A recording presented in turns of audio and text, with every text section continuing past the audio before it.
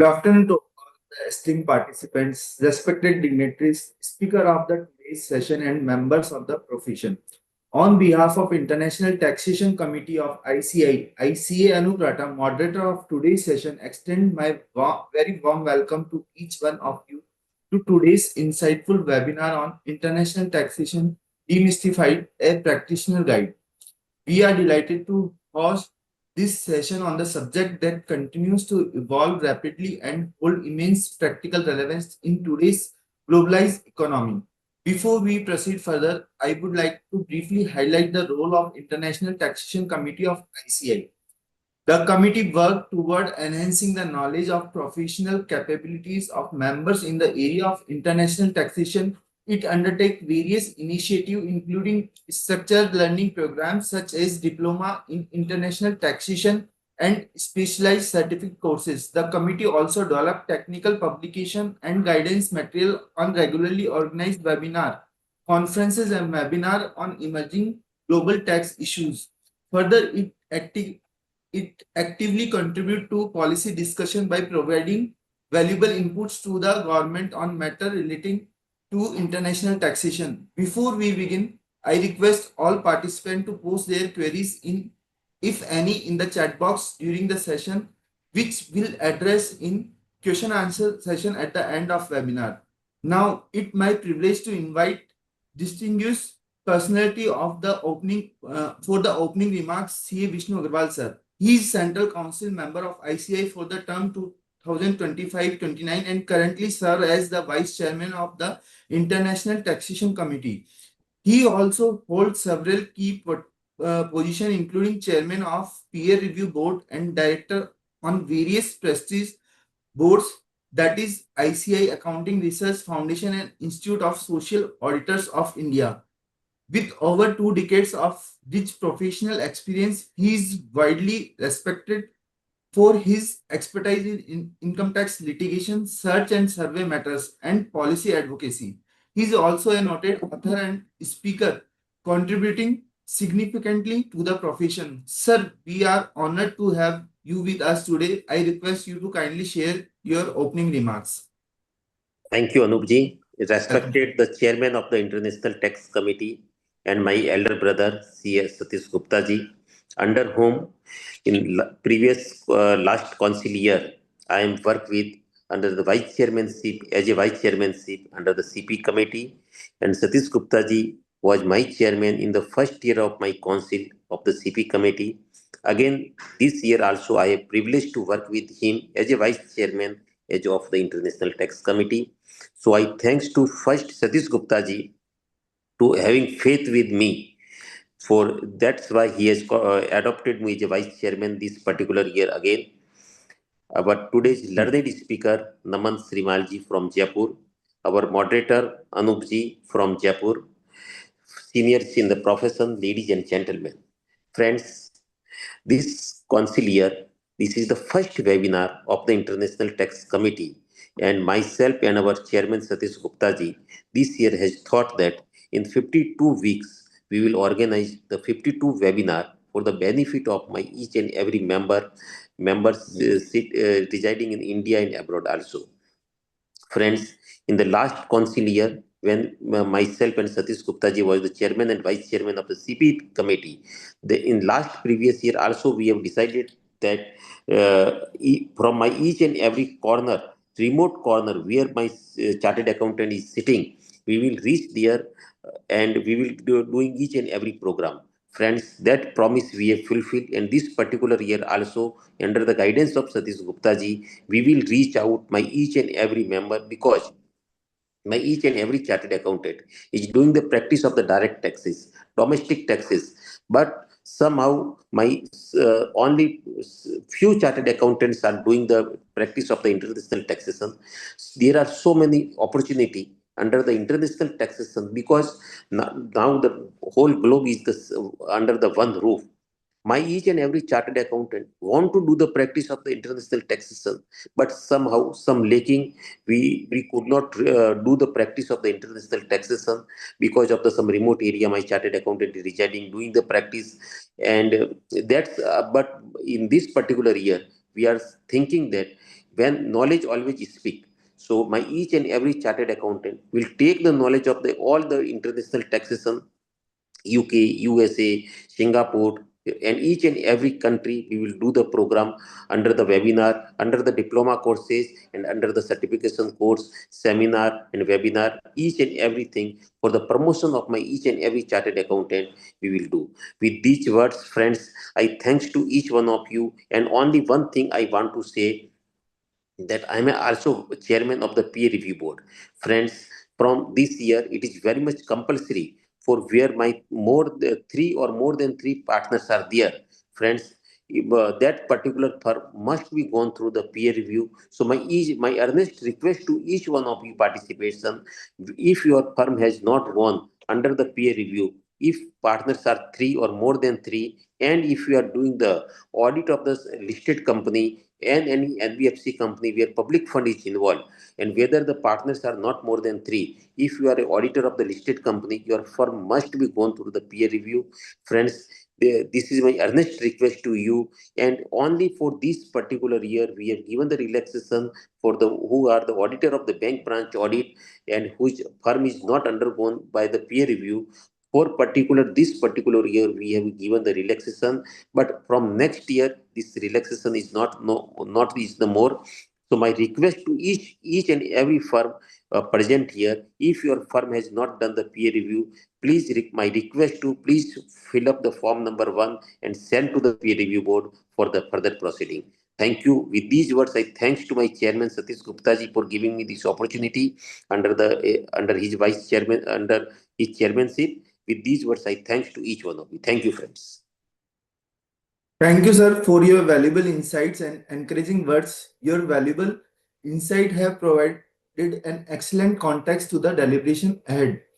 Moving ahead, it gives a immense pleasure to introduce our another eminent leader of the profession, C.A. Satish Gupta sir. He is currently serving as the chairman of International Taxation Committee of ICI. In addition, he holds the position of chairman of Aggregation of CA Firms Committee and serve as vice chairman of Board of Studies Academic. For the council year 2025-26, he also held the prestigious role of chairman of CP Committee ICI and chairman of Udin Dictorate, along with serving as a vice chairman of committee of member in practice. Sir is previously served as a council member of ICI from 2019 to 2022, where he played a significant role in shaping professional standard and policy initiative. He is widely recognized for his expertise in income tax assessment and reassessments, as well as search and survey proceedings under the Income Tax Act.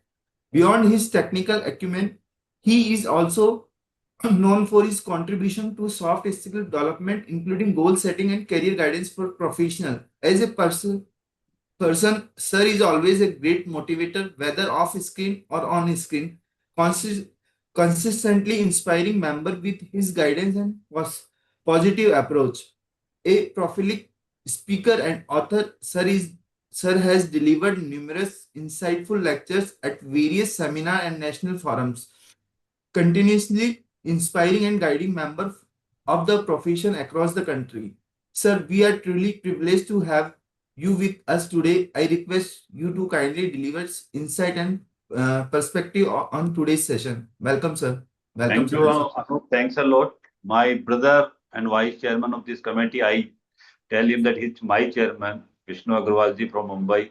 And what a person he is, what a leader he is. He has led the institute last immediately past year, the respective committee from the front. And this year, what vision he has for the peer review board and other committees where he is associated, and the vision, his vision we are going to implement this year in the International Tech Committee also. So my brother Vishnu Agarwalji, and I'm really lucky that to have him continuously as a leader in my committee. Naman Srimalji from Jaipur, prolific speaker on international tax, and in whom I find that he's a person who is of immense knowledge and deliver also in a very simple language, which is understandable by all who are attending this webinar. And as told by the technical team, More than 400 people have joined this webinar today. And international tax and 400 people is something very mesmerizing for all of us. And Anup, who is my younger brother from Jaipur, and definitely he's a person to whom I believe a lot, and he's always available for the cause of profession. And my dear friends who are attending this conference in a very big number, but I am sorry if I forget the my team of the International Tax Committee. Rohit is sitting with me, and Kapil is sitting with me, and the entire tech team. So I welcome each one of you to this first webinar of the International Tax Committee this year. And I assure you that at least we are going to organize 50 webinars this year on this particular subject, giving you insight not only about the international tax or as a part of the Income Tax Act 2025, but more than this, we are inviting the experts of taxation system of several countries this year to give you a knowledge about what is happening in that particular country and how can you adopt that as an opportunity for the profession. So really, it's a wonderful. I am aware that as of now there are continuous increase in the cross-border transactions. Our government is having as much as the free trade agreements, and there are always we have direct taxation avoidance agreements. But as a practitioner, we are not coming close to this particular subject. So how can we bring close to this subject is the our agenda this time. Vishnu Bhai has also told us. Vishnu Bhai, you are aware or not? Let me speak about him. He is the expert of income tax searches. He is the expert of income tax surveys and all other things at Mumbai. So he is the person of having a very big knowledge about the income tax. But what he has in mind and the heart that we should try to bring the knowledge of internal tax to all our members, and the vision he has and we have in the committee, we are going to implement this year very effectively, and you will see the big difference. So there are global tax reforms, there are cross-border compliance requirements, there is the concept of the transfer pricing we have. So there are several issues we want that you must know, and you must adopt this particular subject as an opportunity. So we have decided this year to bring tax system of UK, tax system of Singapore, tax system of Malaysia, tax system of Saudi Arabia, because Saudi Arabia is also opening up their economy for future progress. So we, as a chartered accountant, Indian chartered accountant, a chartered accountant having a caliber, should know that what they are bringing, how we can reach there, how we can adopt their tax policy. So giving consultancy at that particular place. So we are coming up with all these countries apart from Malaysia and Singapore and Saudi Arabia. We are coming up with Australia. We are coming up the tax system in the Germany, France. So what is our purpose? That with the government is going to develop the FTA with several countries. So how we can bring that tax system also into your mind, that for those countries how we can adopt an opportunity. So this is the whole target of our committee this year. What we have in our treasure as of now, as rightly told by Anup and Vishnu Bhai, that we have diploma post qualification course on international taxation, and we are committed to hold as much as 10 courses this year, virtually as well as physically. To give you an opportunity, we already have certificate course on UAE corporate tax. We are committed to have as much as courses, whatever you want. You just tell us that you want a course. We will organize physically or virtually for you. That we have the certificate course on income tax laws of US. That has been very much liked by the members. So we are trying to hold as much as such courses for the benefit of members. We are going to organize the national conferences and seminars in all the parts. If you are interested, just post a mail to the committee, and I know that the dynamic leadership of Rohit and Kapil is there. We will ensure that the place nearby your place, we can organize that seminar or the conference or the national conference in the field of international taxation, coupled with direct tax, coupled with some other committees, but covering international tax as a major topic, major subject. And we would also like to cover in those seminars and conferences the tax system of the other countries also, apart from US and UAE, which we have already. So this is the entire focus we have. We are having certain other areas in our mind that how can we go ahead with that particular thing. But now I think that this is your turn now. We have one program, the faculty development program. So how we want your help in this. If you have any interest in the subject international taxation or tax system of any country, I welcome, I request you to kindly show your interest. Send the mail to the committee. Committee will decide. Committee will ask for you a 2 minute video lecture. And if you are fit and qualified in the eyes of the committee, we will definitely give you an opportunity to speak on the various platforms, including webinars, covering that topic of your interest. So we want that you develop as a faculty, you develop as a practitioner in the international tax, so we can go ahead and we can adopt a new opportunity in the times to come. What we see, and I think Naman Srimalji will support my view that in Jaipur, where we have around 13,000 chartered accountants, only few are practicing international tax. Only few, less than 100. So out of 13,000, less than 100 are practicing international tax, the same position in the country. So we want that this position should be not be there. We should be a large kitty of members doing the international tax. So, my dear friends, come forward, show your interest, and we will definitely, our committee will definitely give you an insight about the international tax. We are organizing the webinars, we are going to organize the seminars also. We are also trying to come up with a portal and mobile app uh, of international tax. So, what is my mind? Suppose NRI comes to you for some advice, and even we are not aware that what are the provisions affecting the NRI taxation. So we want to bring that particular thing on the tips of your mobile. If you want to, so we are working on that, and I will take the help of Naman also and other experts also, that how we can bring a good tool for the benefit of our members. And we are going to have a meeting with the that CBDT and the finance minister also in regards to international tax provisions. Naman is also joining that meeting on 20th with his mind, his knowledge, and his, and I can say what he wants to give a suggestion to the government. So we are working on that all the members of our community are benefited from the actions of the International Tax Committee. But we need your support, we need your suggestions, we need your feedback, and we want to make this committee a happening committee this year. So you are being benefited. So thank you very much, my dear friend. Thank you, Naman. Thank you, Anup. And thank you, my dear Vice Chairman Vishnu Bhai, for giving their valuable time. And I have a meeting also, so I would not be able to join you continuously. But thanks a lot for the time. Thank you, my dear friends, for joining this webinar in such a large number.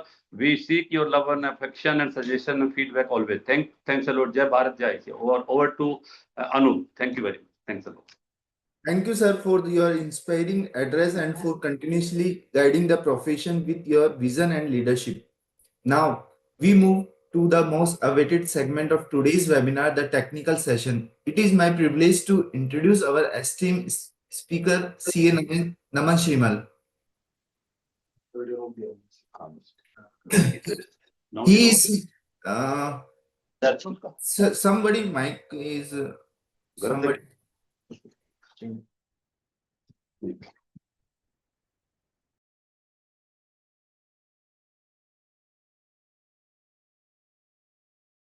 Anupji, we can't hear you. One second, sir. He is seasoned chartered accountant with extensive experience in management consultancy, transfer pricing, and international taxation.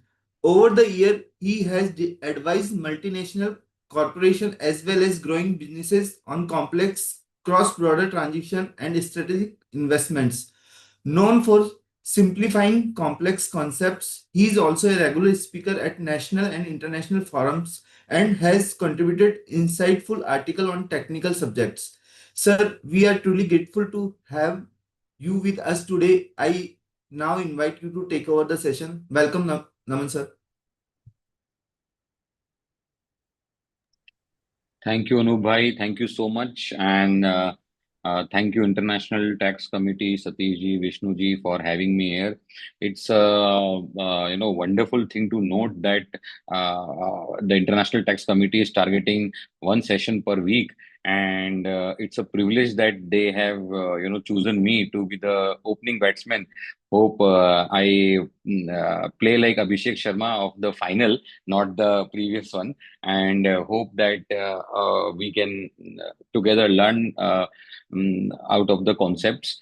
And it's really the stats which Satish sir shared, that only 100 people out of 13,000 in Jaipur would be actually working on international tax. That's a reality, and I think there is an immense potential in the international taxpayer, and a lot many people from various cities should come and join the this fraternity, because uh, there is a dearth of chartered accountants who are doing this practice. So therefore, I request, and as the International Tax Committee has grand plans this year, I would believe that we should take the benefit of whatever the International Tax Committee of ICI has to offer, because they will keep doing. But if we do not attend this large number, if we do not use this into our practice, their whole effort which they have put it into bringing the speakers, doing all the session, would go into vain. So ICI, it's doing its work, commendable work, and I would really, heartily thanks Satish ji and Vishnu ji and the whole ICI International Tax Committee, Kapil and Rohit ji, to do these activities. But it's up to the members who need to take this benefit completely, fully, wholeheartedly embrace it, and then work towards it. So that is what where I wanted to start. Now I'll share my screen. Let me know once the screen is visible. Okay, are you able to see my screen? Okay, great. So when the topic was given to me, international taxation demystified. So my immediate reaction went to demystified. That what is that mystique? What is something mysterious about this topic, which is stopping a lot many people to join the same? Also, before moving forward, I want to thank my team, Naman Malu and Divyam, who have helped me in preparing this presentation. Whatever I'm saying is my words, but they have actually put it on the completely presentation.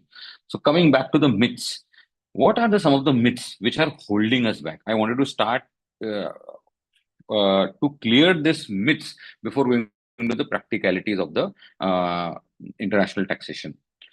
First, international tax is only for tier 1 city firms. I would debunk that myth. So many of tier 2, tier 3 cities people are actually coming into the this space and serving a lot many clients. Then you will ask that how they are serving. In tier 2, tier 3, there will be not many people who are exploring the world, or not many foreign entities are coming to India. See, whenever you are practicing international tax, be it you are in Jaipur or Bhilwara or Kishangarh or any other remotest of the place, you have to believe that your jurisdiction or your work area is not your city. It's a whole world. And when you work with whole world, it really doesn't matter whether you sit in Bombay or in Jaipur or Bhilwara or Kishangarh or any other remote place. And therefore, I would say that international tax is not only for tier 1 city firms. Look beyond, look, understand it. Second, you must know the foreign countries law too. Though it's great that International Tax Committee is coming with various law like Singapore, Australia, US, UAE. US, UAE has been last 1-2 years have been many seminars, and I've taken in them. But that is need not be a necessary. You can understand your income tax law, our own, and a DDAA. That should be good enough for you to practice this over there. If you understand, or your affiliates understand the foreign tax law, that is an added advantage. But don't hold yourself that you need to understand Singapore tax law if you want to learn international taxation. So that is something, a myth which we need to clear, because international taxation as a subject when we do in a domestic is basically any NRIs who's taxing in India or any resident whose global income is being taxed. So that is restricted to India. We should learn the other countries' taxation. We should be aware of it, but we need not to master it or need not wait for it to master to enter into the international tax arena. Third thing, international tax is only for large corporate clients. No. Two other branches are also there. Large corporate clients, yes, they are there where you serve for international tax, but a medium-sized corporate or a medium-sized firms are also growing abroad. Most of them, they are doing some export or import. So anyone who is doing any transaction foreign or related with any foreign entities, international taxation is there. And the biggest way or to enter or with lower threshold is NRI clients. So finding out NRI clients is easy. All will have some cousin, some friend, someone who is NRI, and you can start work with them. So do not believe I'm debunking this myth that international tax is only for large corporate clients. You need a special degree to practice international tax? No, you do not require. Again, it's not a must have, it's good to have.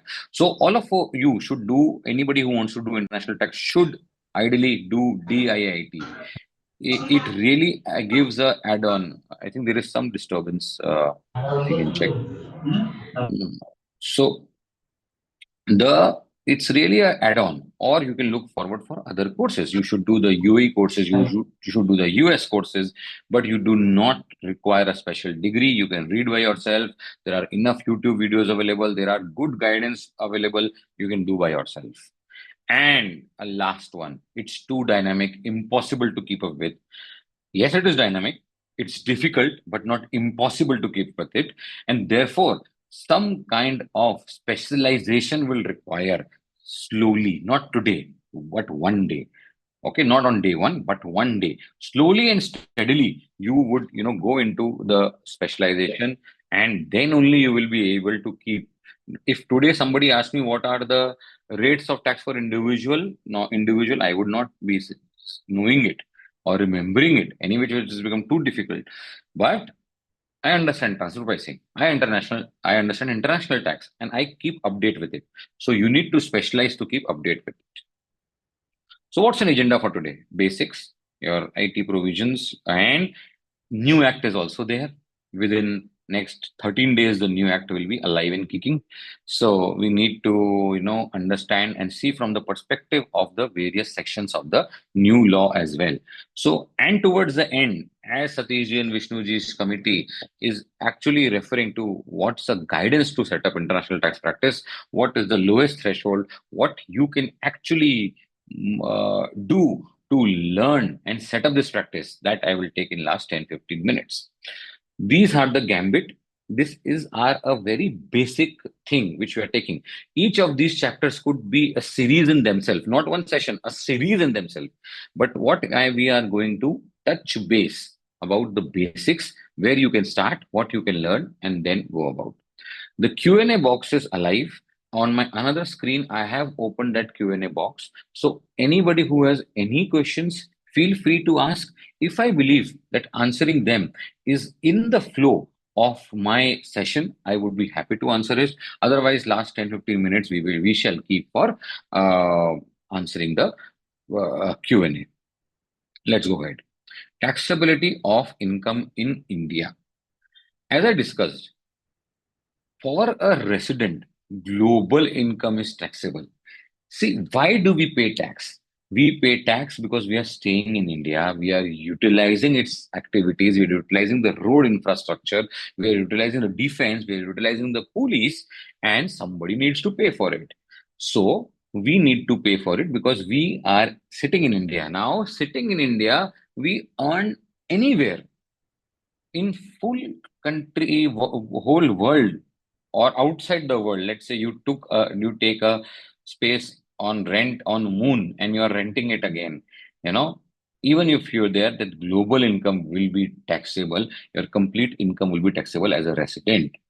But for a non-resident, only that income which is deemed to be received in India or deemed to be accrue or arise in India or received it in India. Something which have any connecting factor. Something which has, and remember this important word, a connecting factor.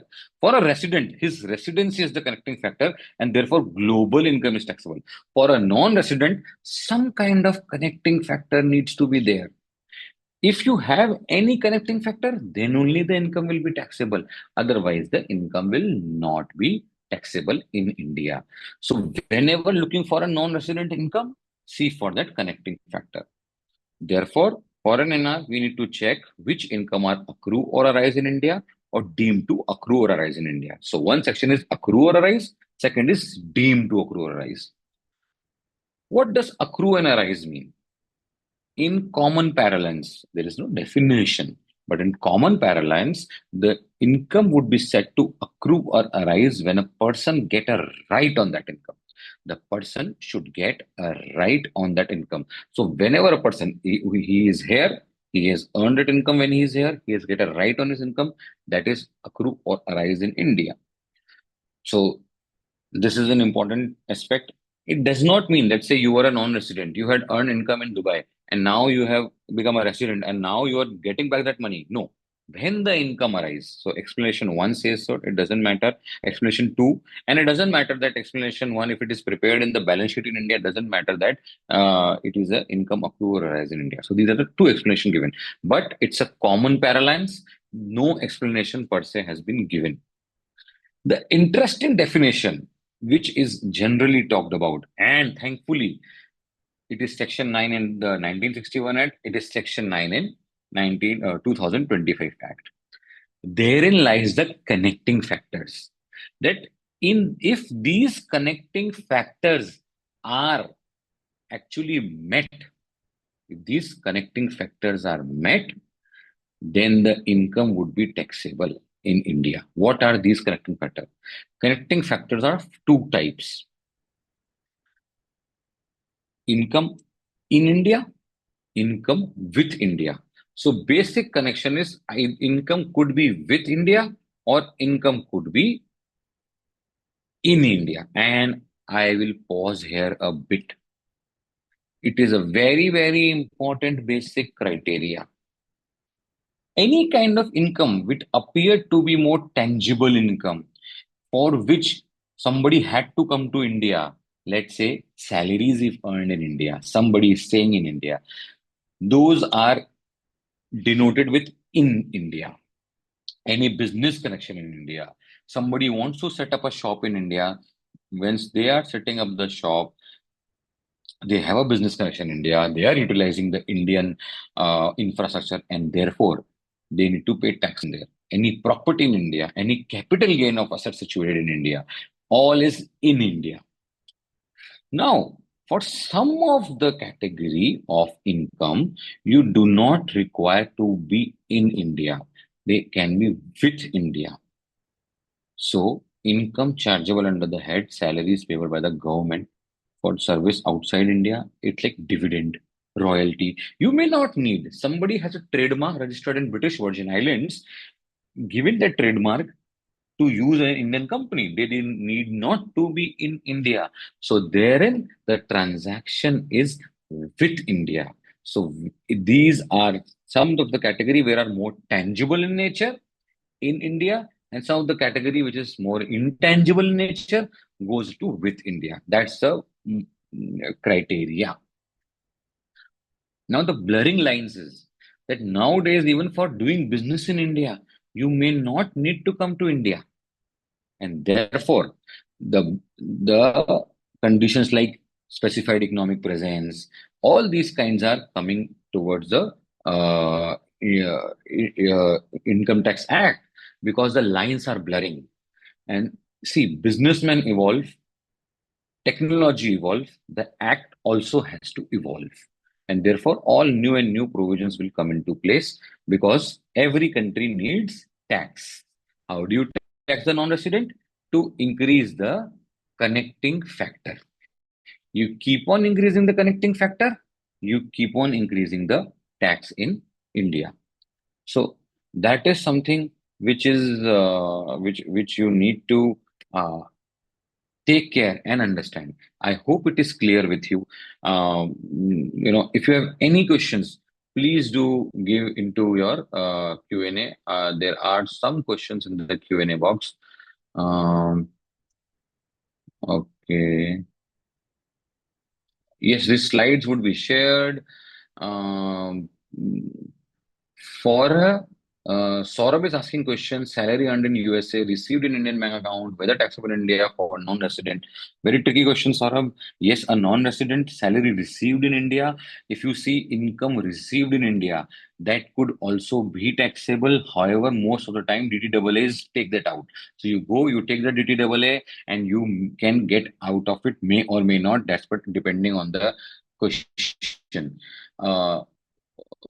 Name of the course is DIIT, which is of ICI. So Hiralal, you can do this DIIT course. And yes, slide would definitely be shared. So please keep on asking your questions. Happy to answer them as on the time it actually. So we can communicate more basically. So, and these are the typical list that these are the TDS rate. So tax as per act is equal to scope multiplied by rate. So you have to come into the scope of international tax. You have to come in the scope of the connecting factors, and then you multiply by the rate. So let's say a dividend, a 20% rate could be there. Royalty or technical services, a 10% rate could be there. So this rate maybe has been little skipped, but you have to apply to these rates. Now comes a interesting part. Till the time we were just talking about our Income Tax Act 1961. Our country has given some guidance and they want to tax. Can they say someday that I want to keep on increasing my tax ambit? Somebody who has flown from my aircraft area, their income at that point of time would also be taxes. Can they bring all these things? Yes, they can. Can they say, okay, somebody who's just selling goods into India, not even having a presence in India, but just selling goods, can they say they would be taxable in India? Yes, they can. They have already bought an SCP provision. So all these things could be there. While they can increase the ambit, who will lose if they keep on increasing the ambit? The other country, let's say a US resident paying income tax in India, he would take credit of that income tax in USA. Or let's assuming that that credit is fully available. He would take that credit of income tax paid in India into USA. Because he is taking that credit, US income tax would be lower or nil. Who will suffer? USA will suffer. If USA will suffer, you will say, no, I will not get this credit. I will also charge them full income tax. How India has done this? How India, I will not allow them to do this anything. So let's say a 30% tax is charged by India and a 40% tax is charged by, as just assuming hypothetical figure, by US. Any person who is be earning any cross border would be paying a 70% tax. It would be detrimental to the cross border transaction.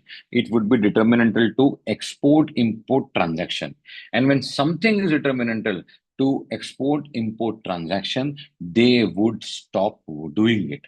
And therefore, both the countries, both the fighting countries, if you see in the photo, they would come together to solve this by way of a double taxation avoidance agreement. They would say, okay, fine, you can tax, but subject to the provision of this double taxation avoidance agreement. Only and only, it's a sovereign treaty between two sovereign nations.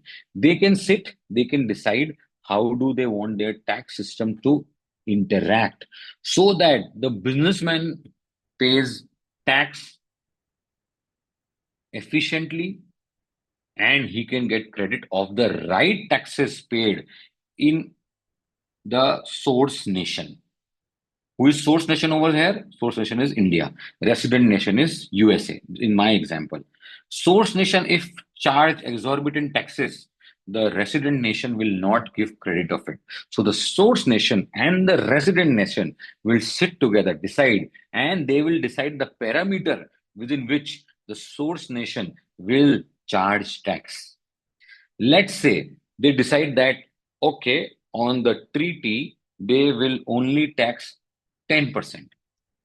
Our Indian Income Tax Act could say 20%, but when the two countries have sat together, they have decided no, 10% is the rate. So any US person who's earning dividend income or interest income, and they will only get deducted at 10% rate and not 20%. And for that 10%, US is willing to give credit. So technically, you have to read the Income Tax Act, and then you have to read the DDAA. Whichever is beneficial, you will give the benefit of the same.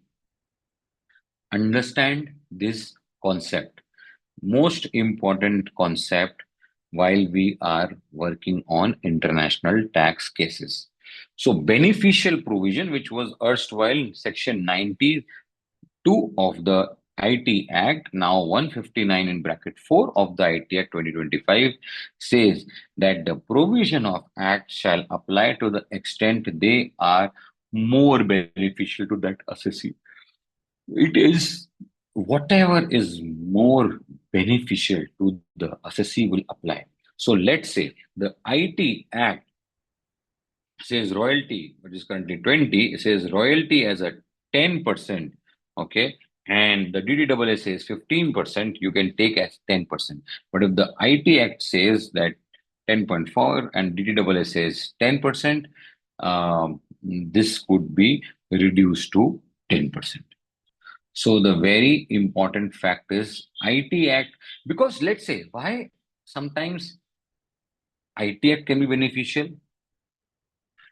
Because if the IT Act itself says lower deduction, and if they have agreed on the higher deduction, why would the other country, the resident country, not give the benefit of the lower deduction? They are earning more taxes. So, therefore, IT Act, it's not like the DTAA rate will be applicable. DTAA rate is a cap. It's not the fixed number, it's a cap. You cannot charge. The source nation cannot charge rate higher than that. And you could apply all surcharges, everything, whatever be it, but you cannot charge more than this cap rate. If you charge more than this cap rate, this is not correct as per the treaty, and therefore the tax rate would be reduced to such a rate. So, in nutshell, first check the Income Tax Act. If that transaction is not taxable for a non-resident in an Income Tax Act, you don't even need to go further. The Income Tax Act itself is given up. The Income Tax Act, I'm saying it again, the Income Tax Act itself has given up its right that I don't want to tax this non-residents this income. Only and only it is taxable, then move to DTAA. And then check section 195(4) of the Income Tax Act 2025, ITA or DTAA, whichever is beneficial, take the benefit. So this is the chain of the event. I'll pause now and take if there are other queries. Most MNC provide Saurabh writes RSU of foreign holding. At time of getting RSU, tax is deducted. Such incidence is not taxable in India, only of tax. Can credit of US taxes be paid? See, Saurabh, grant of RSU itself is a taxable event because you have got something for which you are not paying for. So if you have got something which you are not paying for, it's an income. They deduct TDS. The US also deduct TDS on the same. The Indian Income Tax Act also deduct TDS. So the Indian employer deduct TDS, show it in on Form 16, and you need to pay tax on it. And obviously, once you pay tax on it, you can take credit of it. So I am not, comfortable with the fact that this tax is not deducted. Yes, tax is deducted, and you have to show this as your income, because you're getting something more than something on free. You're getting, and it is part of your salary component. So you need to pay tax on it. Okay. Any further questions?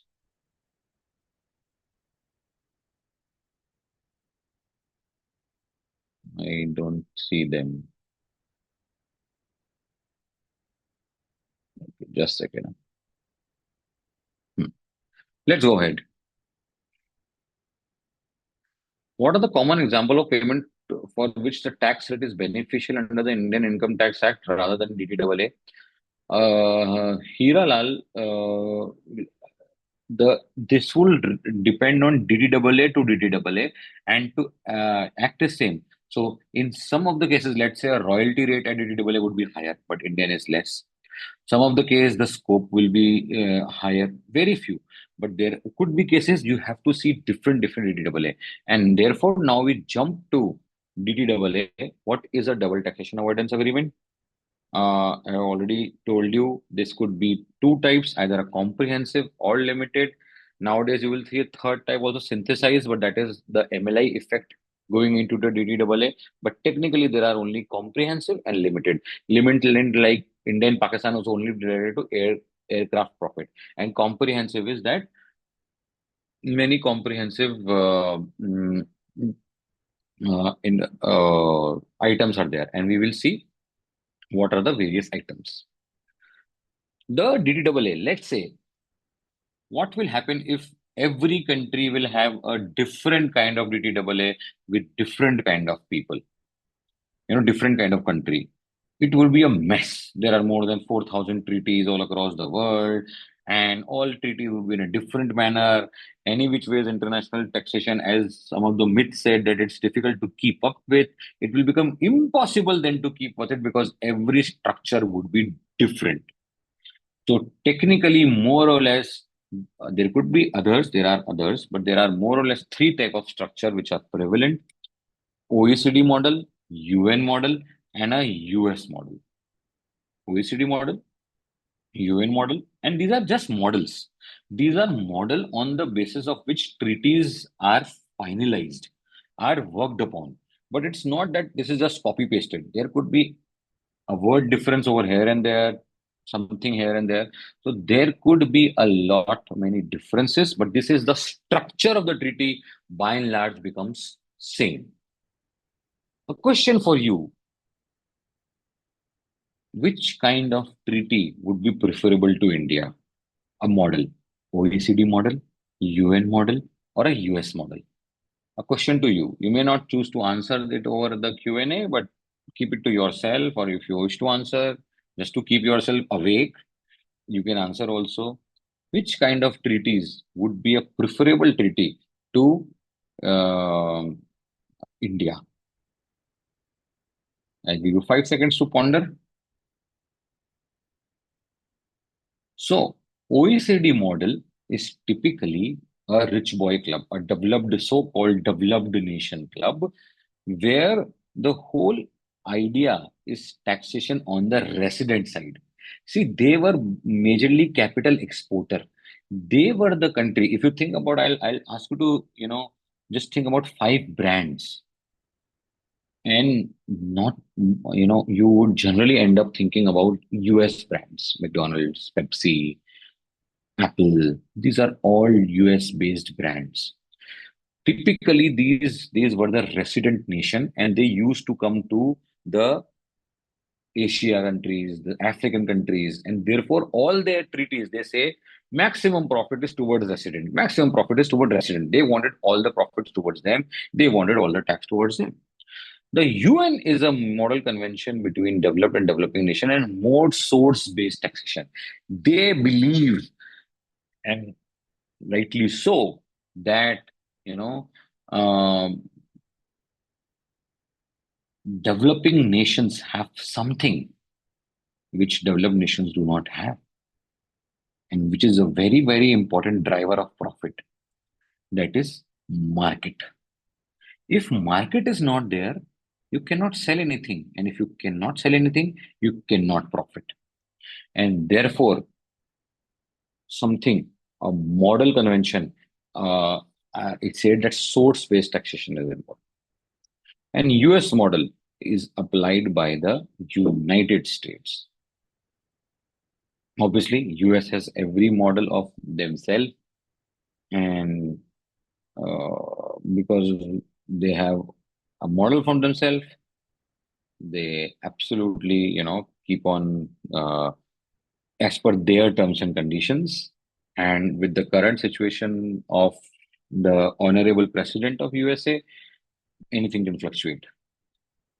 So these are the three models. Remember, you learn the structure by seeing these models. For each and every country, you need to see the treaty. And rightly answered by some of the people, Saurabh, Chitakala, Avinash, that these kind of situation, the UN model is there, which there. Somebody also answered about OECD, but I debunked that. So let's go ahead. Keep posting your questions. I am seeing the live questions, and I will try to punch it them. So, what are the typical double taxation avoidance agreement flow? You would have Article 1 and 2 generally person covered, and you would have a person covered and taxes covered. So, persons have been covered, taxes have been covered. That who are the persons who will benefit out of it, and which are the taxes which will be divided. Then you have the general definition, the resident, and the PE. And all these in blue are typically the stream of income which will be divided. So, out of the dividend income, let's say Article 10, how much income would be kept, how much tax would be kept for the source nation, how much income should be kept with the resident nation. For interest, how will this happen? How will the business profit be taxed? These are the stream, these are the menu items. Okay. The resident country and source country are coming together to eat. How much they will eat? Okay, that's the menu item which is there. So this is typically pension, government service, student income. Then how do you eliminate income? Is there an exchange of information? And then the other clauses which is there, when it will be entered, what is the termination clause? So it's a treaty. Okay, so green was the scope of the treaty, orange for definition, blue for distribution, red for however, wherever you do the credit, black are miscellaneous, and protocols can also be there. So protocol can also be there where you can discuss where there's an extension of the treaty, and whenever you read treaty, please do read protocol also with them. So halfway into the session, you have learned about what are the treaties, but do you know how to read a DDAA? Do you know how to basically, how to actually read them, how it is worded?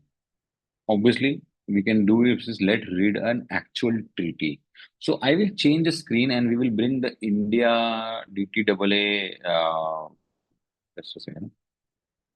India Singapore DTAA. Let me know once you are able to see it, and I'll actually show you how at least I learn my learning of. Can you see in the screen the treaty?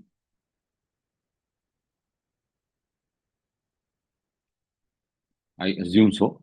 That you can see in the screen. This is the typical treaty, India Singapore treaty.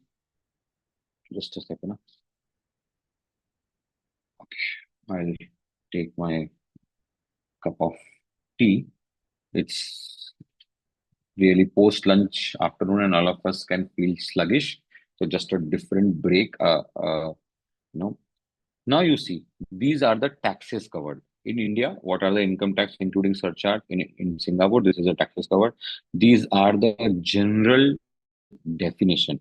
And now where the people feel a little problematic, we will go to over there and why they are not able to. And let's read this. Simple. Income derived by a resident of a contracting state from immovable property situated in the other contracting state may be taxed in that other state. This is a line. This is a distribution. So let's say there is an immovable property. A Singapore resident has a Indian property. On the Indian property, rental income is being earned. Income is being derived by a resident of contracting state from immovable property situated in other contracting state, maybe taxed in other state. So you always, when you read and we read many lines, you get confused. Which is the contracting state, which is the other contracting state, where it is taxable. Though this one line is easy, but when you read it in conjugation with various other line, it gets confusing. So the best way to read it is like income derived by a resident of a contracting state. So resident, where it is resident of Singapore. And forget this. From immovable properties situated in other contracting state. If one state is Singapore, the other contracting state will be India. So you will remove this other and you say India. May be situated in India, may be taxed in other.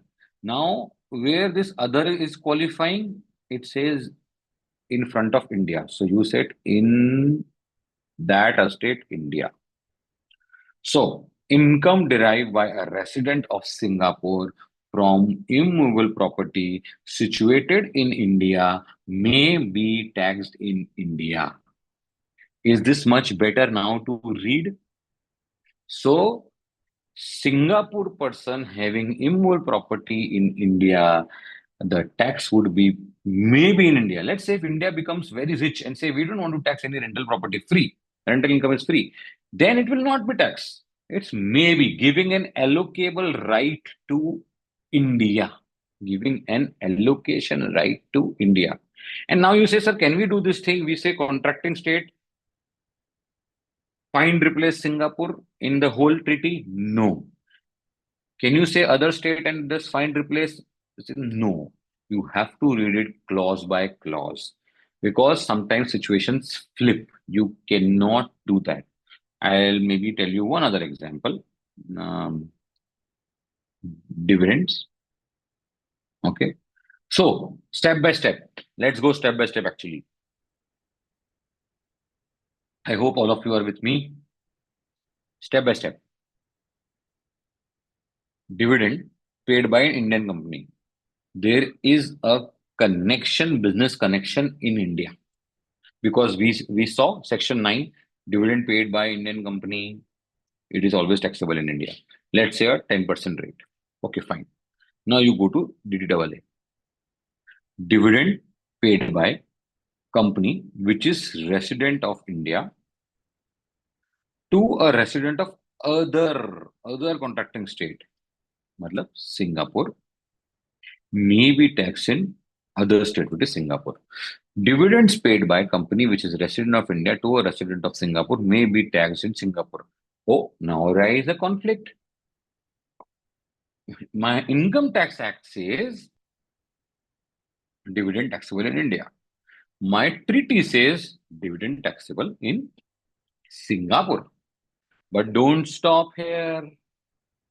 However, such dividend may also be taxed in the contracting state of which the company paying dividend is resident. Matlab, is taxed in India and according to laws of the state. But if the recipient is beneficial owner of dividend, recipient, Singapore country, the tax so charged shall not exceed 10% where you have more than 25% of equity and 15%. So if you have more than 10%, 40% of the equity, company shares, they should do 10%. So that's a cap.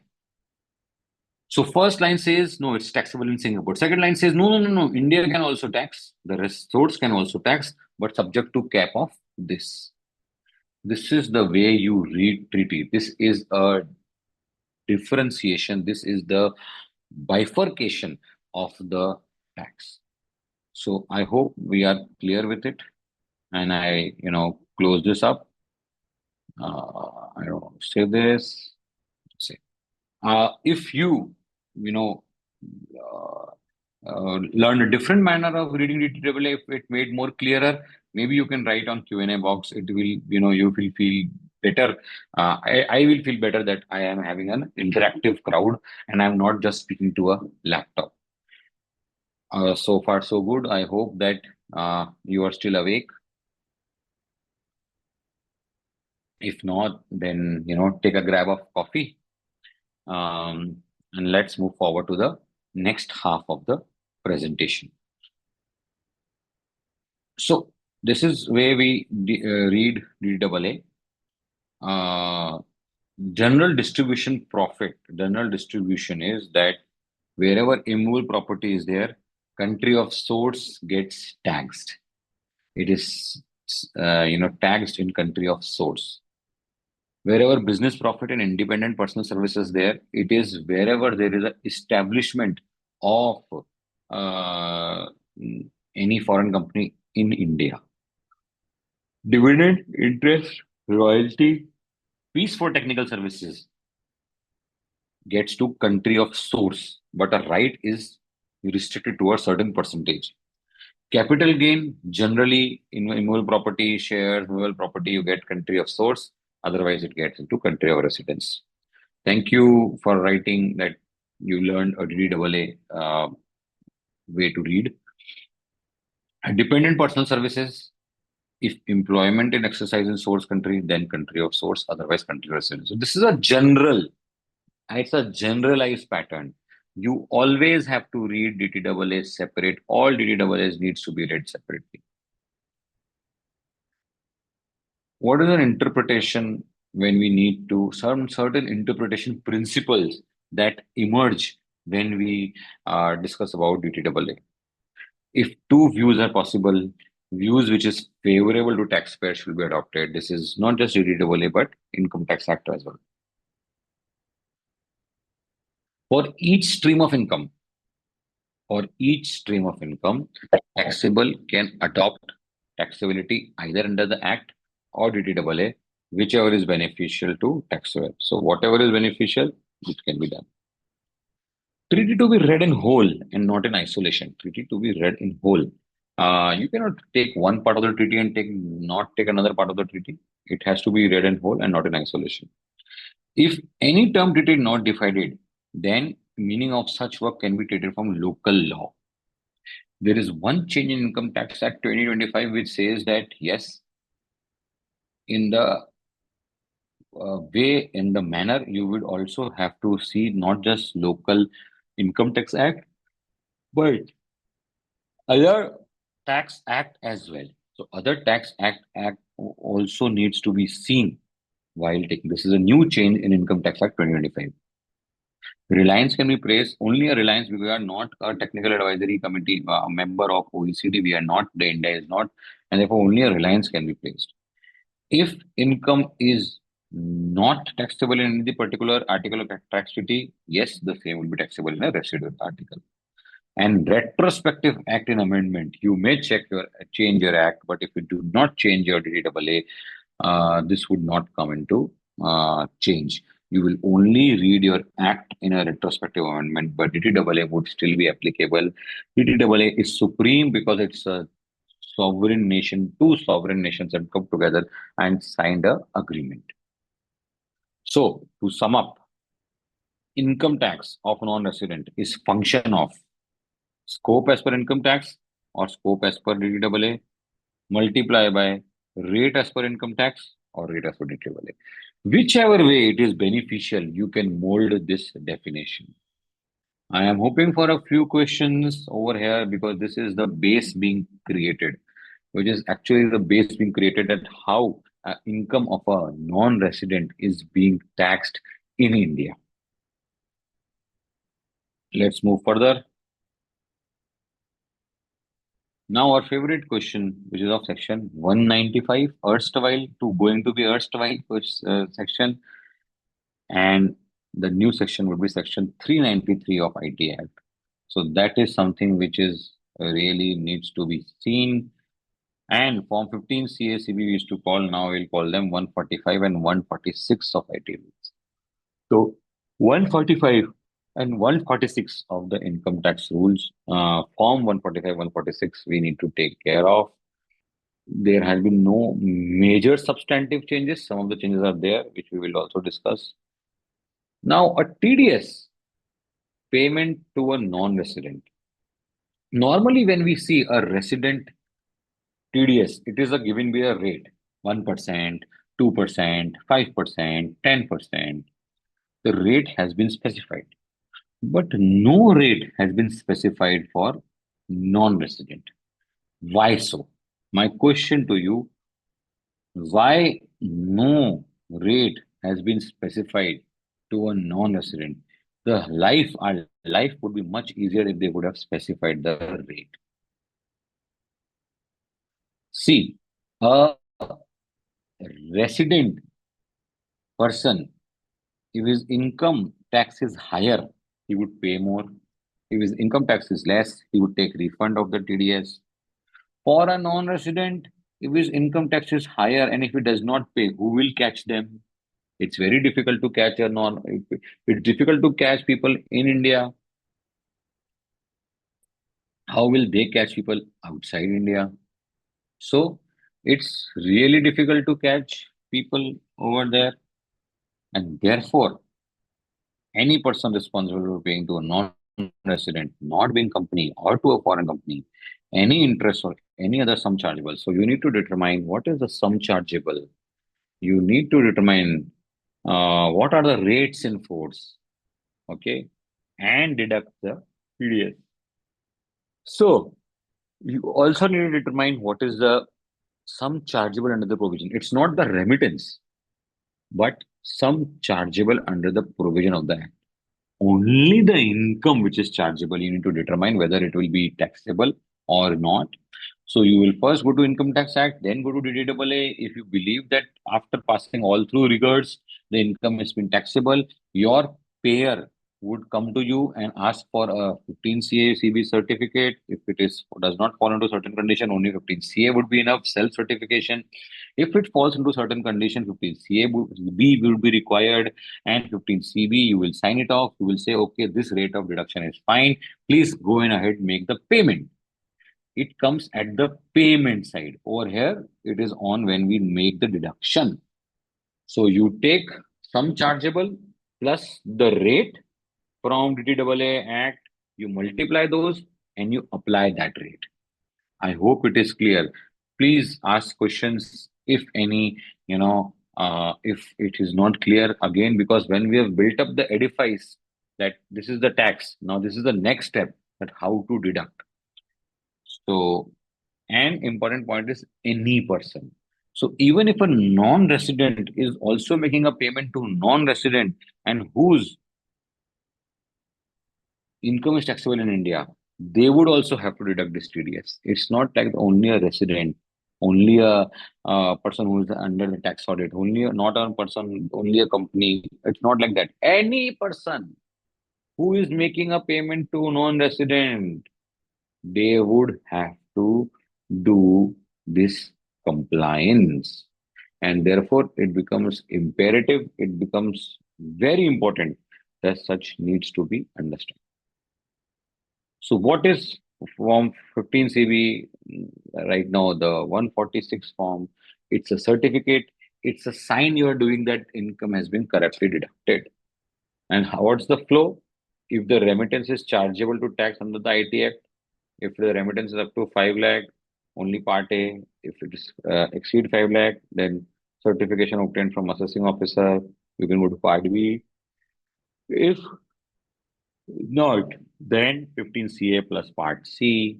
If remittance is not chargeable, you can fill 15 CA part D. So that is something which can be done.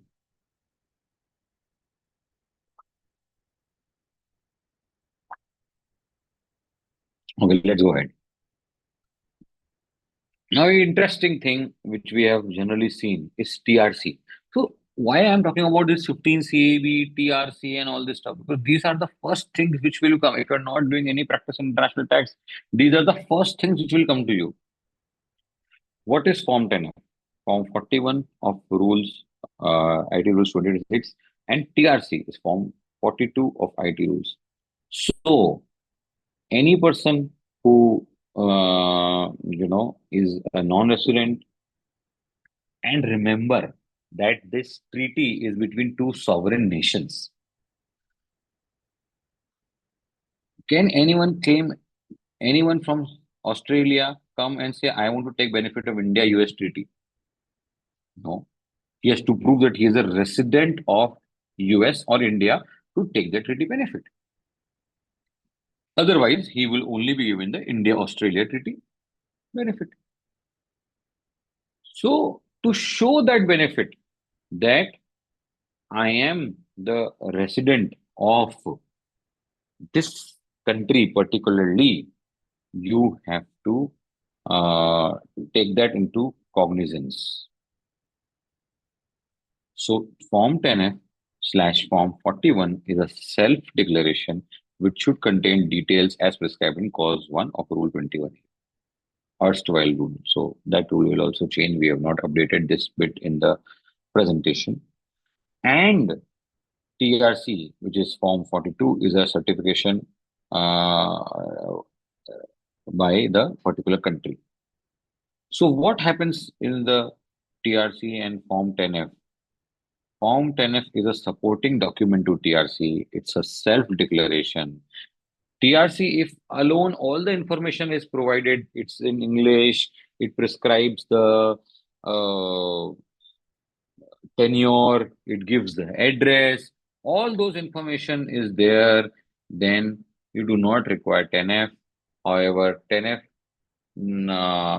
is required when TRC is not self-sufficient, and when it is not self-sufficient, you add it and you add all the other information.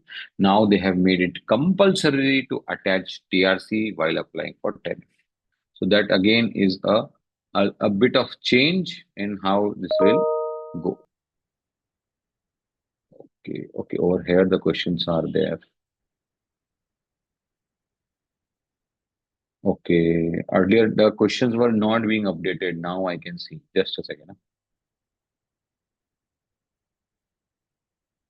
Okay, so maybe over here I will just stop and answer few questions, because somehow my screen was not getting updated and I was getting worried whether people are literally sleeping, because now the questions are coming. So Avinash says, just wanted to know where we are able to know any protocol. So Avinash, wherever you read DTAA, over here towards the end there will be protocol. Always go, just don't read, let's say, a clause of residence or scope. Always go below and see if any protocol has been there. It is part of DTAA. You do not need to go anywhere else. Okay. Has provision related to SCP brought Amazon, etc., with taxation Amazon into ambit? Yes, Raghav, SCP has brought, but most of these companies have now been a subsidiary in India. And because they're a subsidiary in India, the resident country only issues the invoices, and therefore SCP provision may not need to apply to them. To source DTAA, Saurabh, TRC is mandatory as per IT Act. There is no requirement DTAA. A view can be taken since DTAA is silent. This is more beneficial and has resorted. So, see, I'll tell you, a treaty will never say that these kind of documents are required, this kind of document will not required. Treaty is just to divide the tax between resident and source nation. Treaty is not giving you documentation, this needs to be filed, this needs to be filed. Treaty, you need to prove residency, that you are resident. Fine. Our Income Tax Act says TRC will prove residence, and the judgment also came that even TRC itself is not enough. You need to still prove it. Counterwise is also important. You say, okay, not having TRC does not mean that I cannot be resident. I can give you 10 different ways to prove I'm TRC. So there have been various judgments where it says, in spite of having TRC, you can prove that if you have these document, you are working there, you have a valid registration, your COI, and you can prove that I am not obtaining TRC. It may be costly, it takes time, everything, but I am there. Then also you can give the benefit, but there has to be document. You cannot say, "Oh, I will not give any document." You have to show papers. You have to tell them TRC is not mandatory. It's a good thing to have TRC. Even after having TRC, we saw the recent judgment. Even after having TRC, it is not required. It is not compulsory that your residency will be upheld. So hope, Saurabh, your question is answered. There are so many other laws. So what is the exception and still clearly guidance? Sorry. In case of NRI transfer from his NRE NRO to his foreign bank account, Form 15 CVCA required. Very, very logical question, Kulvinder. You are transferring your money to yourself. There is no income being generated. Technically, 15 CV not required. But, a big but, FEMA, as per RBI guidelines, not as per FEMA, sorry, RBI guidelines, the bank asks 15 CACB. And we do not know income required or not, you please tell us. Okay. So technically not required, practically every bank asks for it because it is there in manual.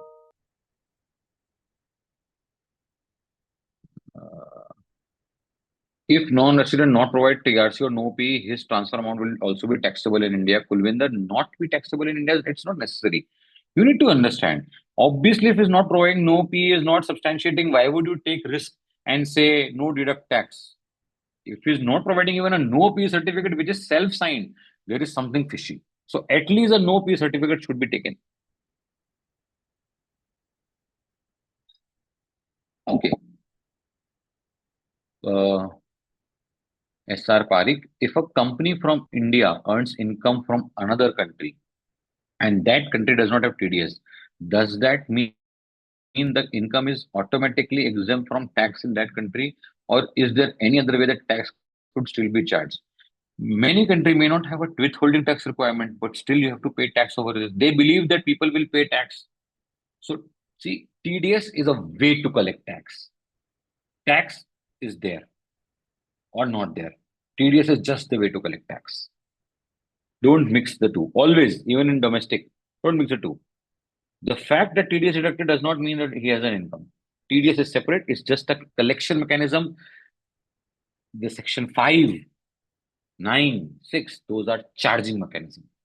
The charge has to be there.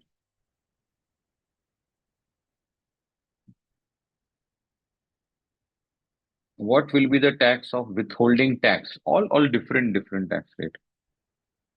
If a NR sells an immovable property to resident and deduct TDS and payment was received NR or NRE, next year the NR want to remit funds. 15 CB have already told you, Sanyam, that technically transaction for oneself does not require any 15 CACB. However, banks ask for it. When is a lower withholding certificate from tax officer required? Velu, would a CA certificate not be enough? It's a buyer's call. If a buyer is fine, that I rely on CA certificate, facts are pretty clear. Even CA certificate is required. There is no condition.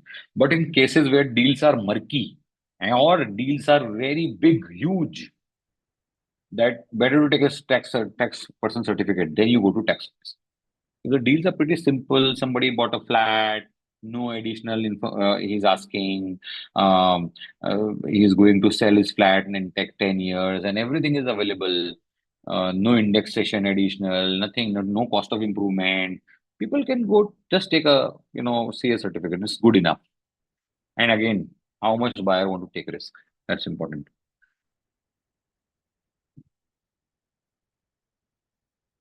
Okay, Ritu, you have asked a question, pretty big question. And it's more on FEMA, so I don't think so. We should take it over here. Maybe if time permits, we can take it towards the end. If NRI has to remit funds abroad, TDS has been deducted, but it return yet to be filed. How to certify? Again, I'm telling you, NRI, just check. Though you need not to be checked, but just check whether they have been regular in filing return and everything previous year. It's your own money to oneself. Nobody can make income out of transferring to yourself. I think most of the questions have been answered. Let's go further. We are at 3:40 and we have a hard stop at 4. I will go into steps to keep in mind while making foreign remittance. In the meanwhile, whatever questions you have, I hope that I am now on the correct dashboard, and I will actually answer the questions. Steps to keep in mind while making foreign remittance. Verify the original invoice or agreement to know about the transaction. Always verify the invoice and agreement. Don't just be comfortable with clients saying, okay, this is what we are seeing this service is about. Make classification of transaction on the basis of nature of income. Check taxability as per domestic law. You should always check first. Then check taxability as per DTAA along with availability of 10 TRC, no P. Check the website, whether their website really shows that they do not have any P or something like that. Check rate of TDS, 15 CSEB, and remit them out. This is the typical checklist you will go in the way. Other concepts, GAR, equalization, levy now gone, Vienna Convention, FEMA, FCRETA, many more ambit are there, but you've just started with international tax. So I don't want to burden you with all this. Tax relief under section 195 of IT Act 2025 and 397 of IT Act 2025. I am, yet to familiarize myself with new numerals of new section. So let's go further.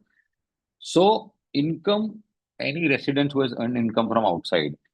There is a bilateral under section 190. Okay, now 160 and 190A, which is 161. Even if there is an agreement and if there is not agreement or 91, if there is no agreement, you can get the benefit out of it. So our country is very comfortable, even if no agreement with that country, if any tax has been deducted, show us the proof and take the credit. India is not having any DAA. A unilateral relief is given, a bilateral relief is also there. So already said credit method. What? Form 44 of the IT Act, which was called as Form 67, foreign tax credit, that needs to be filed. And now if the credit is more than 1 lakh rupees, then a CA certificate will also be required, whether the correct documentation is available, whether the credit has been taken in a right manner or not. So that's an interesting opportunity which will come while all those RSU cases, all those cases where individuals are there and we need to sign off their foreign tax credit. I'm not reading into the slides because this information will be available to you. What are the changes which are there? So our next 3 segments are: first we will discuss about certain changes which have recently come of the forms. These are just draft in case you are wondering that what changes about the draft rules which have come up. Okay, just a second. So draft rule which have come up, and just a second. Okay, and Form 10F, which has changed to Form 41. So earlier this email ID contact was not required. Now everything is mandatory. This Communication India address was not required. It was very basic category individual company form. Now it is expanded to trust LLP. Not required to upload as TRC now, and mandatory to upload. Still not required, even if this for this. Now we have to Form 46, 146. UDIN also requires CA UDIN, so that it is there. Just a second, I'll refresh if there are any other questions.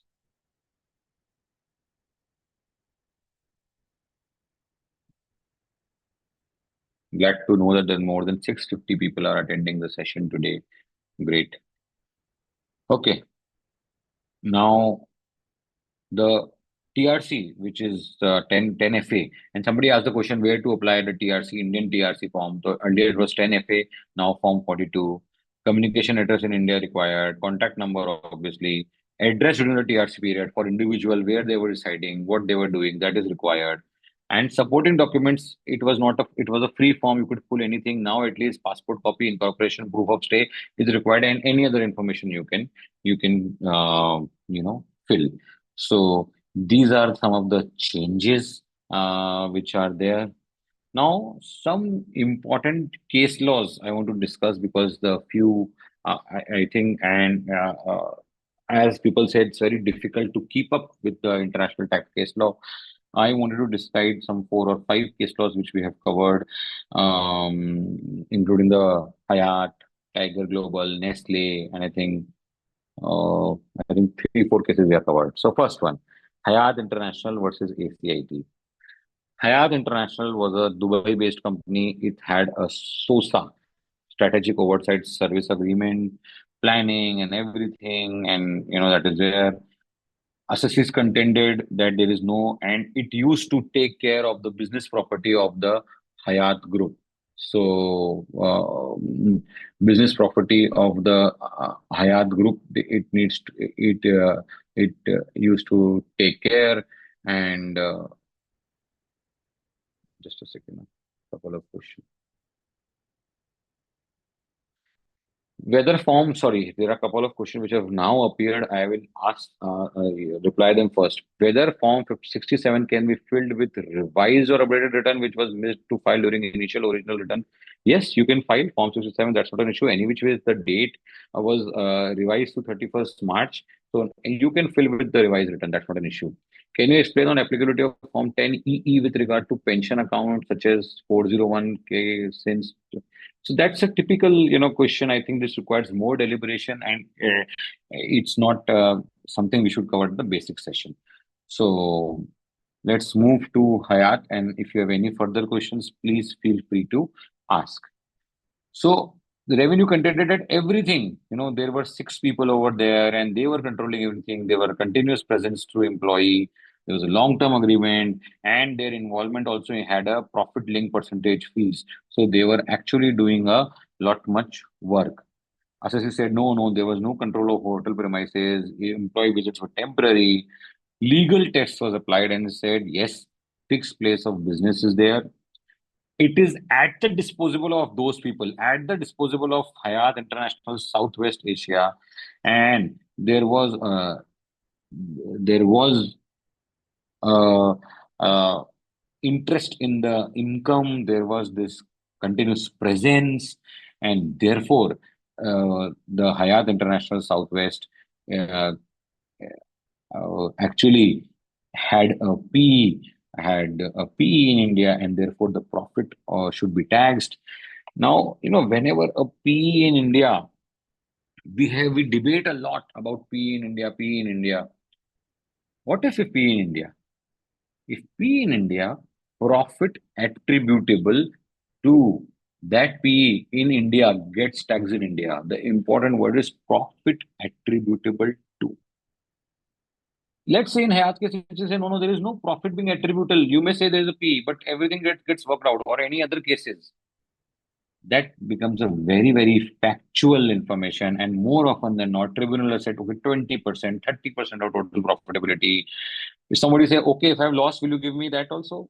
So they say, no, take out the country's profitability. So it's a very, very humongous fact-oriented task. Even if you say, P in India, then what happens after that? That's a very, very important thing to be crucially taken care of.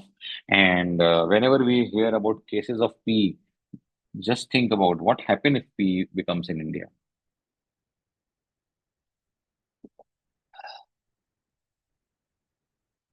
So, Hayat International versus ACIT.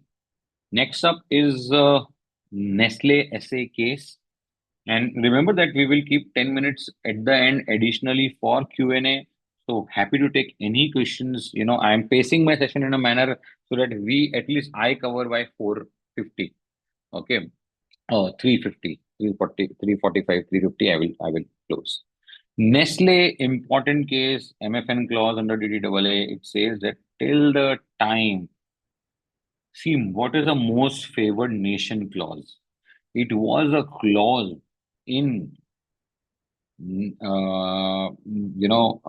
treaty that if you, let's say a Swiss treaty, that if you are giving, let's say you are giving a 10% rate to source country, which is India, on interest, just giving you a rough idea, or on, let's say, on royalty. But if India later signs DTAA with other countries,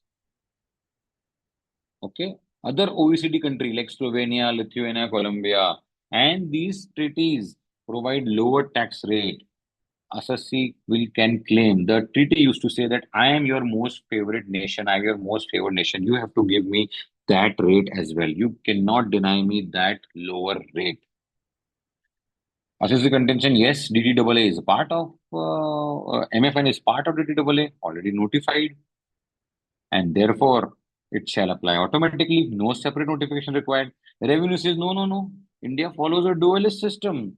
Treaty is not enforceable without any notification, and the MFN clause might have been there. We have not given notification, and OECD membership must exist at the time of treaty signing. So in these cases, the treaty was signed earlier, and OECD notification came later.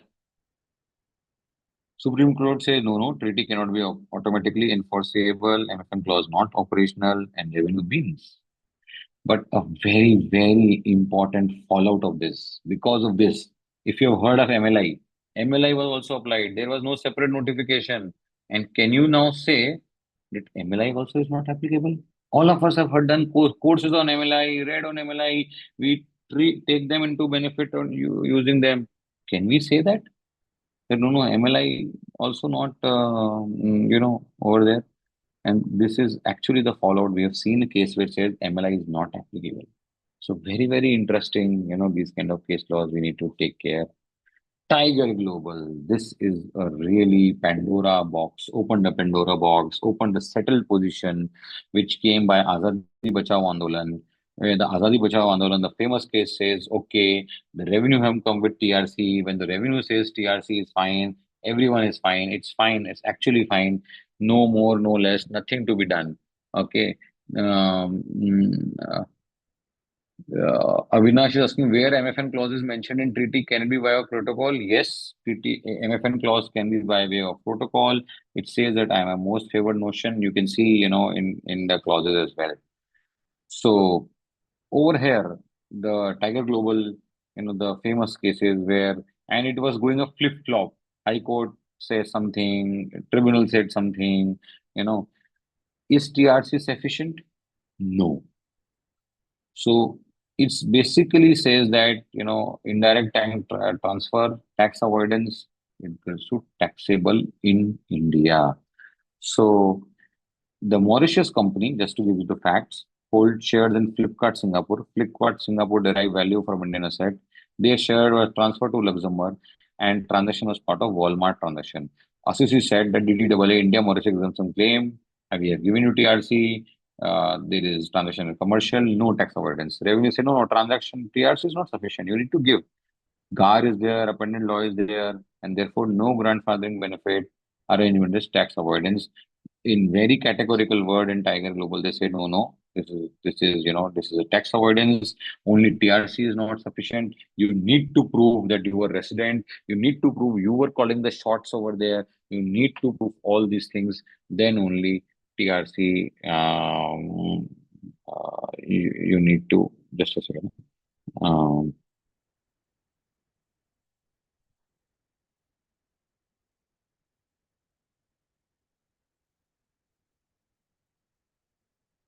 Okay. Then only we need to go ahead, and TRC is not sufficient. That's what the Supreme Court ruled. Engineering analysis, when we took benefit of engineering analysis, it says that royalty, the shrink wrapped computer software, direct import or export, uh, it says that that if Indian importer of software product is there, if somebody is getting that software product, that is a shrink wrap software, it is not royalty. Usage of a right is royalty, not usage of a product. So sale of software equals to sale of goods, double definition. In our case, the Income Tax Act, even usage of software is considered as royalty. So Income Tax Act, as I said, has expanded the scope. The Income Tax Act has expanded the scope. The Income Tax Act has expanded the scope. DDAA has not. DDAA still says the concerning DDAA, it still says that royalty is only usage of a right, not usage of goods, usage of software. So that needs to be taken care with thing.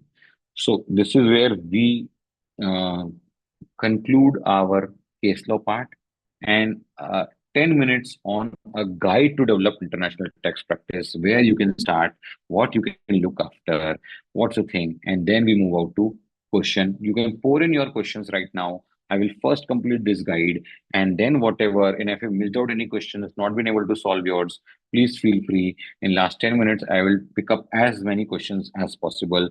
First, let's complete this. So these are the certain resources. First one is Rethinking International Tax Law, Leiden University courses. They're free on YouTube. It's a very important thing, and I think all of us should do it. ICI, DIIT courses could be there. Compendium by Chamber of Tax Consultant. It's a good compendium which could be used. Various YouTube sessions by ICI, BCS. Important case laws, and obviously this PPT can be a base for you. So these are the initial resources. There is always a chicken and egg, whichever will come first. I would believe you need to start learning. I would believe you need to start learning first, and then the work will come, not the work and the learning. You need to be prepared to to grab the work. If you are not ready to grab the work at that point of time, nobody will give you work. There are tens of other people who are hungry, who have learned and are willing to get work. So first read, first get yourself updated. Typical first transactions in client, as I said, NRI return is a good way to start.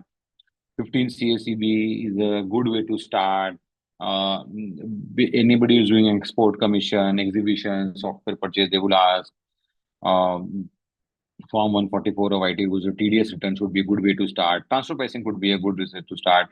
And even if you're transfer pricing, the domestic transfer pricing could be a good way to start your foreign and international taxation.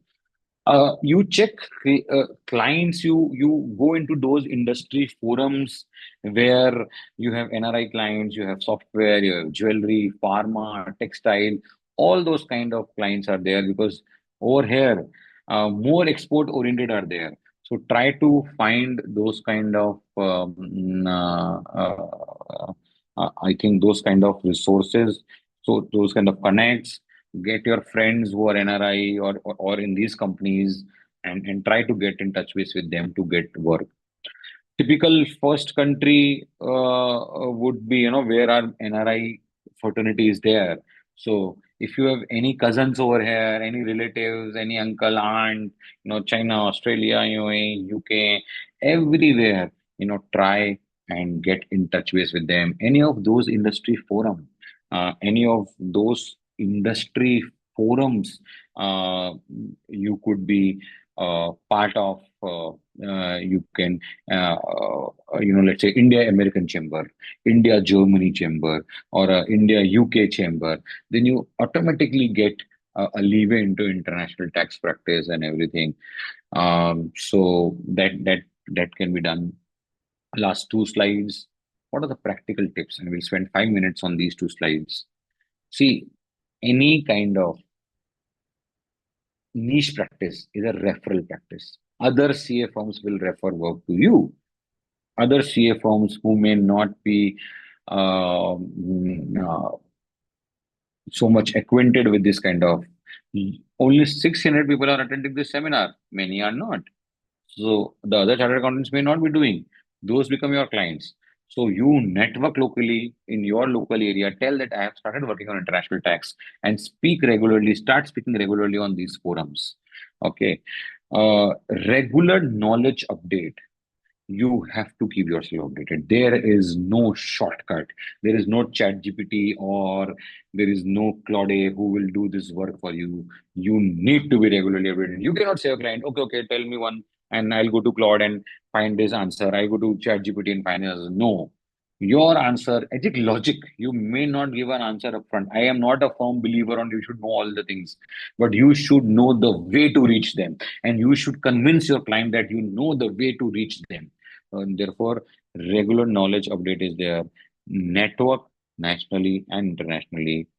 I am, telling you location as a tier two city is an advantage and not disadvantage. Reasons, two reasons. As a tier one city, you have too many expenses. Therefore, sometimes you may have to, do something which you don't want to do. Go into those fields which you don't want to ponder, or don't want to work upon. And let's say you don't want to do, but your the GST return will come your way. You will do it. When you are in a smaller place, you may say, okay, fine, I will have a patience and I will work in international tax for 1 year and then figure this out if I don't make money out of it. So location is an advantage, and people are always looking for a lower cost area. So that also gives advantage. Be ready to work anonymously because you are working with referral people, you are working with other people. They may not take your name, but you're still getting the work. Try to increase your volume of work. Understand world economics. One of my teachers, C. Rashmin Sangvi, he always used to tell that, always tells till today that you you cannot understand income tax, international tax, if you do not understand world economics. So understand world economics, how works are changing. Read international articles. To understand international economics, you need to understand international articles. How does these things go? How are the world shaping changes? What Trump policies are making changes? What is the Middle East doing now? Middle East will require more taxes if they want to rebuild their systems. So everything ready and be ready for a long haul. It's not a short-term thing. You start working today, tomorrow work will come. No, it takes a number of years. I've been working for last 16 years now into this field, and it takes a lot of time to generate and to work into your practice into such a manner. Last slide. What is international taxation? It's an interplay of act, which is law, and treaties. Both act and treaties are there, which needs to be taken care of simultaneously. Logic, not theory. You need to understand logic. Based based on socio-economic consideration.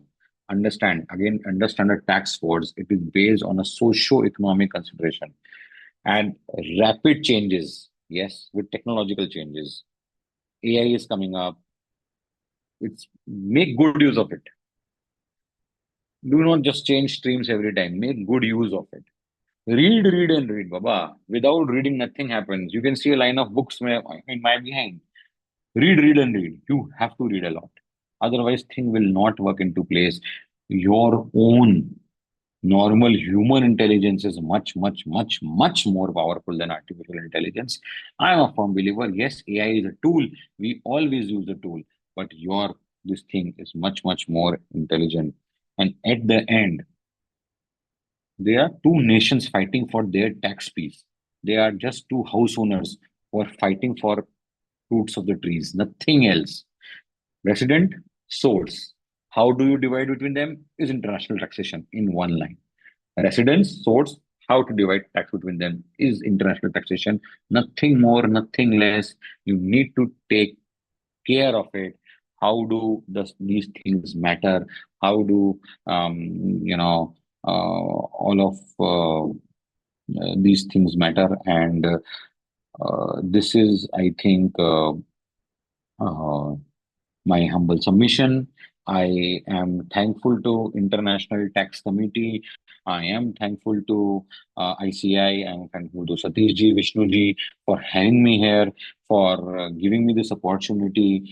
In other people who are, listening. spending 2 hours of your time overhead and asking so many questions. So we will take questions now, asking so many questions, and please, feel free to ask more questions if you have, because I've kept separately 15 minutes time for 10, 15 minutes, 15 minutes now for questions. You can connect me over LinkedIn. We also have a WhatsApp group of International Tax Gyan where we keep on discussing things related to international tax. You can connect us over here also. And now I will, take some question. Uh, can you please show the slides, sources of knowledge for international tax for practice? Okay, I'll just go behind. Um, these are some of the sources, initial resources which you can use towards, I think, the slides would be available, I would believe so. So these are some of the resources. ICI background material is also good. And I would request all of you to do DIIT courses. This is a phenomenal course. Practice leader from all across the country come and teach you the basics, and it's a classroom based course. You have other 50 people who are doing the same thing. You interact. So I think the first anybody who's serious about this international tax should do a DIIT course. I think this is something which you should take care. Okay. Does AI not affected filing return of NRI? Yes, absolutely, Nisha. AI does affect everything, including filing of return, but you need to know what needs to be done. AI may be wrong. You need to check it up. AI is a tool like a computer, like a Zoom platform, like anything else. It's a powerful tool, but it's still a tool. So that tooling is you need to take care of this tool which to be there. Okay, then. Okay, let's take the. Okay, let's take who sell a property in India and repatriate the proceeds to foreign country. Also ask for taxation compliance of that foreign country. How is the taxation service for all the foreign nation? What is your preferred course of action? Raghav, um, uh, see, I am a firm believer you cannot be expert of all the other countries' taxation system. One country is enough for a lifetime. We generally connect them to our affiliates. We generally ask them that these are our affiliates. We do not understand. We understand a bit of it. If a broader understanding needs to be there, then ChatGPT and other tools are there. Big Four have their international tax guidelines, where every country guidelines they summarize. That's a wonderful tool we can use. So that could be there. Okay, so I think Anoopji also has certain questions which he can ask. So Anoopji, over to you.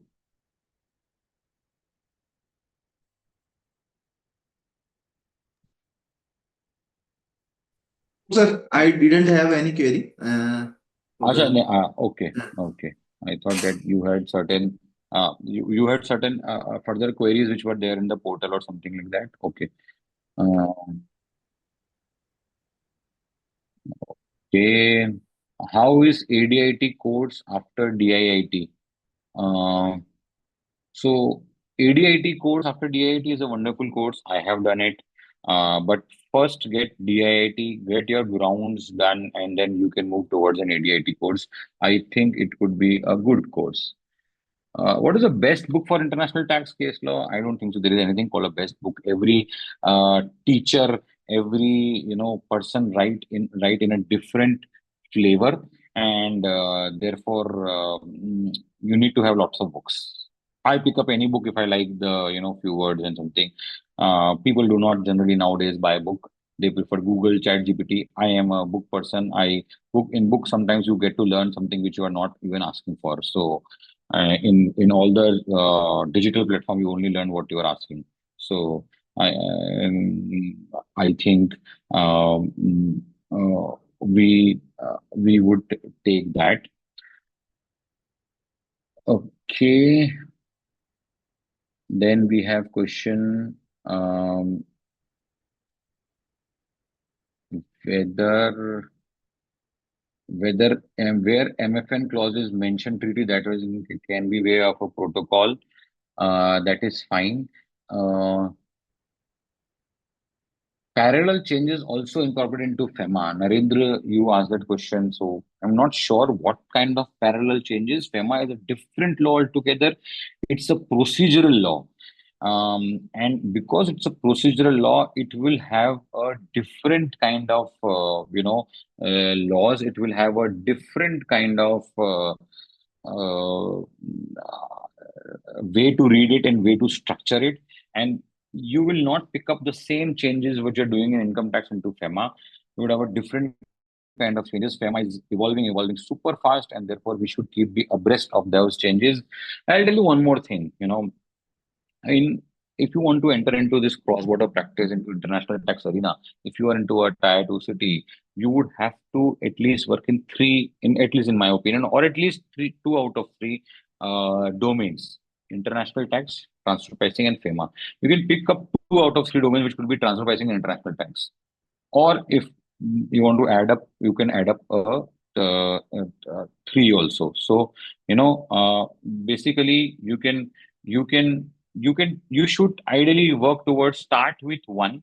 Okay, and once you are starting with one, you could then start working on second. After a couple of years, you can add the third. These three are the trifecta of a cross-border practice in India. You can have FCRA and other things as well, but these three are the trifecta, and therefore, when these three things are trifecta, I would urge all of you to actually go into these three areas, take various sessions of ICI and other organization of such areas, and therefore enter into a cross-border practice area. So this is something which you need to take care of. More questions. Okay, how is a make available? So there is a question on the make available thing, that how a make available concept is there.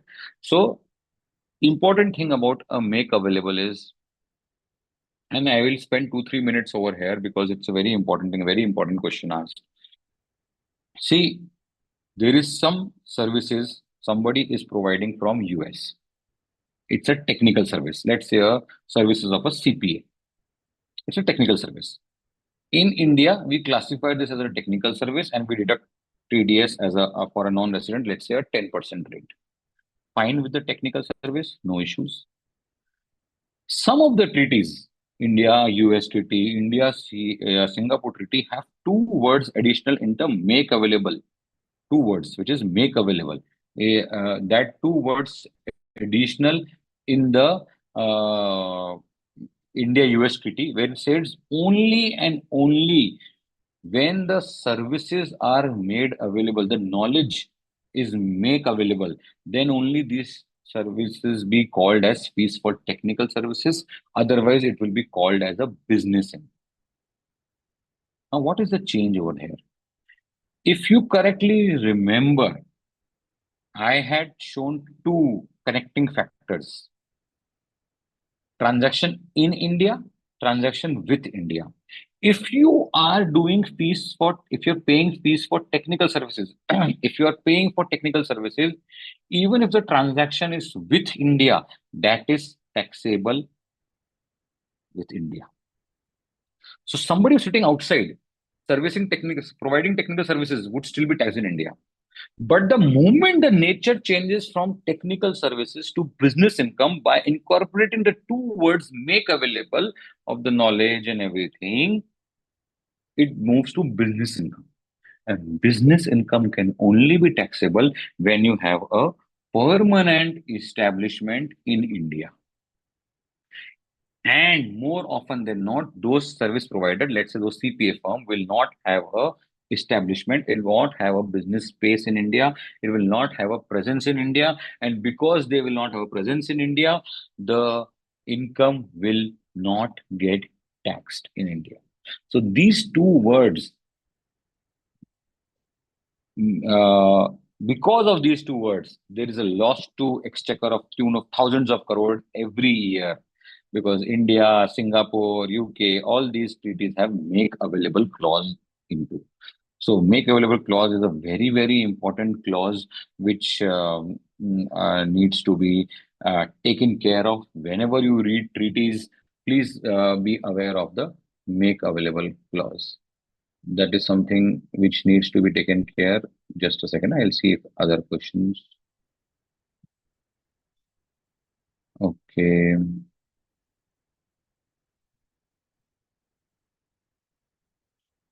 Okay. Then you.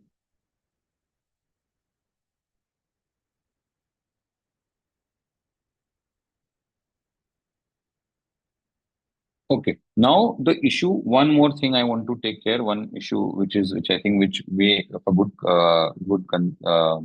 importance is regarding SCP. So there is a significant economic presence, which I said that connecting factors are being changing. Technology is upgrading, and therefore connecting factors are changing. When the connecting factors are being changed, a new factor was introduced some time back, which was a significant economic presence. Anybody who is doing a business of 2 crore in India would be considered having presence in India. 2 crore is a very small limit. So any non-resident selling goods of 2 crore in India will be taxable. Fine. The Indian income tax included that. DDAA did not do anything out of this. So DDAA position is till this, that only and only if a permanent establishment, you will get taxed. There is no SCP concept in DDAA as of now. This is fine. But for accessing DDAA, you need to file 10F, you need to file TRC and everything, and foreign suppliers are not ready to give. So if I assume that without 10F, foreign supplier and anything, DDAA cannot take benefit, will as a payer, I need to deduct tax while making payment to those non-resident of supply of goods. Let's say I have purchased goods for 10 crore. Now, how do I know that how much income is taxable in India? Will the non-resident supplier tell me how much I'm earning out of this? No, they will not tell you that. So how do I deduct tax? Do I deduct tax on the rate of 35% to them? No, it will be like they will not accept it. They will say, it will be a cost to me. So this is the catch-22 situation. What do I do now? Technically, they could construe, that's my view, that may have a SCP in India. But how much are they profit attribution in India if they do not have any operations in India? If they do not have any operations in India, their profit could be zero. And that's the call most of the people are taking with respect to the SCP provision. So that's it for my side. Thank you, ICI. Thank you, Kapilji. Thank you, everyone over here. Thank you, Rohitji. Thank you, the chairman, Satish sir, for giving me this opportunity to being the opening batsman. I hope that I did justice to it, and I acted like Abhishek Sharma of the World Cup final and not the initial matches.